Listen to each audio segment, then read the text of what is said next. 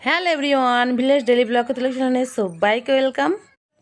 আজকে তো একঘেয়েমি রান্না থেকে একটু বেরিয়ে অন্যরকম রান্না করলাম। আমরা তো প্রতিদিন এই ঢ্যাঁড়সের শুধু তরকারি খেয়ে খেয়ে বোরিং হয়ে গেছি। আজকে ঢ্যাঁড়সটাকে ট্রাই করলাম একটু অন্যভাবে। চলো, কোলা ডাঁটা আলু দিয়ে সবসময় তো ঝোল খাওয়া হয়, আজকে একটু অন্য স্টাইলে করা যাক। আজকে তো আমরা একটু ঝোলটা করব অন্যরকমভাবে, আর অন্যরকমভাবে করার জন্য আমি নিয়ে নিয়েছি একটু কলমি শাক। ঝোল অনেকে শুধু খেতে পছন্দ করলে আমার কিন্তু শাক দিয়ে ঝোল বেশ ভালো লাগে, খেতে মন্দ হয় না। বিশেষ করে যখন শরীর খারাপ থাকে বা আগের দিন কোনো বার করা হয়, পরের দিনকে এই ঝোলটা জাস্ট লাগে অসাধারণ। আমি তো এখানে ঝোলের জন্য দিয়েছিলাম একটু লঙ্কা গুঁড়ো, একটু হলুদ গুঁড়ো আর লবণ দিয়ে দিয়েছিলাম। আর মশলাটা দেবো একটু স্পেশাল কিছু।